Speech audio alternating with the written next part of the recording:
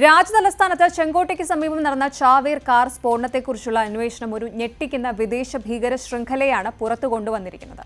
ഒരു റിപ്പോർട്ട് പ്രകാരം അഫ്ഗാനിസ്ഥാനിലെയും പാക് അധിനിവേശ കശ്മീരിലെയും വിദേശ ഹാൻഡലർമാർ മുതൽ ഇന്ത്യയിലെ പ്രാദേശിക പ്രവർത്തകർ വരെ കണ്ണുകളായുള്ള ഒരു വ്യാപകമായ ഭീകര ശൃംഖലയാണ് ഇതിന് പിന്നിലെന്നുള്ള ഞെട്ടിക്കുന്ന വിവരങ്ങളാണ് സുരക്ഷാ ഏജൻസികൾ കണ്ടെത്തിയിരിക്കുന്നത്. ഫരീദാബാദിലെ ഒരു മെഡിക്കൽ കോളേജ് കേന്ദ്രീകരിച്ച് പ്രവർത്തിച്ച ഡോക്ടർമാർ ഉൾപ്പെട്ട ഒരു വൈറ്റ് കോളർ ഭീകര ശൃംഖലയാണ് ഈ ആക്രമണത്തിന് പിന്നിൽ. പാകിസ്ഥാൻ ആസ്ഥാനമായ ജെയ്ഷെ മുഹമ്മദ്, അൻസാർ ഗസ്വത് ഉൽ ഹിന്ദ് എന്നീ ഭീകര സംഘടനകളാണ് ഈ ആക്രമണത്തെ നയിച്ചത്. ഈ വിദേശ ബന്ധത്തിന്റെ വിശദാംശങ്ങൾ എന്തൊക്കെയാണ്? ഈ ഭീകര ശൃംഖല എങ്ങനെയാണ് പ്രവർത്തിച്ചിരുന്നത്? പരിശോധിക്കാം. കാർ സ്ഫോടനത്തിൽ കൊല്ലപ്പെട്ട ചാവേർ കാശ്മീരിലെ പുൽവാമ സ്വദേശിയായ ഡോക്ടർ ഉമർ ഉൻ നബിയായിരുന്നു.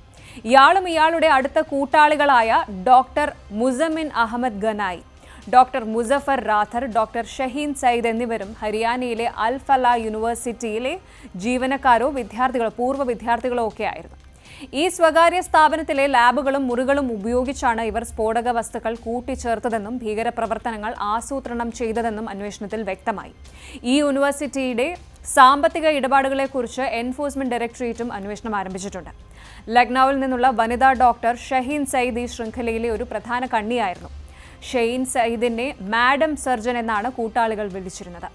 റിക്രൂട്ട്മെന്റ്, ഫണ്ട് കൈമാറ്റം, രഹസ്യ ആശയവിനിമയം എന്നിവയിൽ ഷഹീൻ പങ്കാളിയായിരുന്നു.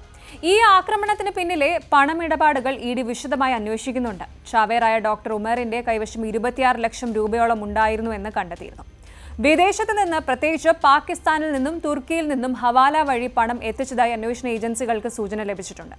ഈ പണം ഉപയോഗിച്ചാണ് റിക്രൂട്ട്മെന്റ്, ഒളിത്താവളങ്ങൾ, സ്ഫോടക വസ്തുക്കളുടെ നിർമ്മാണത്തിന് ആവശ്യമായ അസംസ്കൃത വസ്തുക്കൾ എന്നിവയെല്ലാം സംഘടിപ്പിച്ചത്.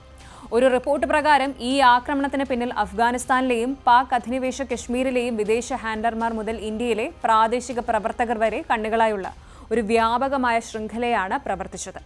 ഈ ഗൂഢാലോചനയുടെ അന്താരാഷ്ട്ര മാനമാണ് അന്വേഷണത്തിൽ കണ്ടെത്തിയ ഉകാസ എന്ന രഹസ്യ കോഡുള്ള ഹാൻഡലർ.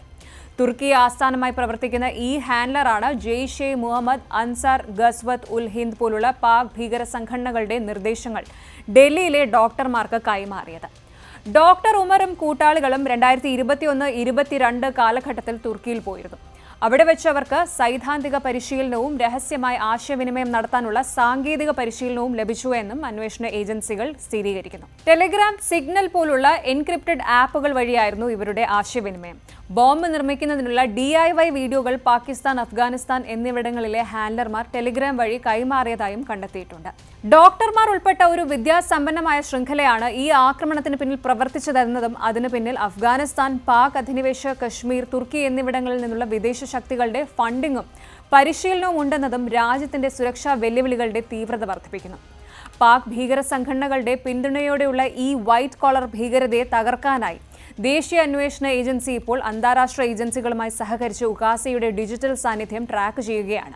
വിദ്യാഭ്യാസ സ്ഥാപനങ്ങളെ ഭീകരവാദത്തിന്റെ താവളങ്ങളാക്കി മാറ്റുന്ന ഇത്തരം വിദേശ ഗൂഢാലോചനകളെ ഇന്ത്യ എങ്ങനെ നേരിടണം? അഫ്ഗാനിസ്ഥാൻ, പാക് അധിനിവേശ കശ്മീർ എന്നിവിടങ്ങളിലെ ഭീകര ഹാൻഡലർമാരുടെ സ്വാധീനം തടയാൻ എന്ത് നടപടികൾ സ്വീകരിക്കണം?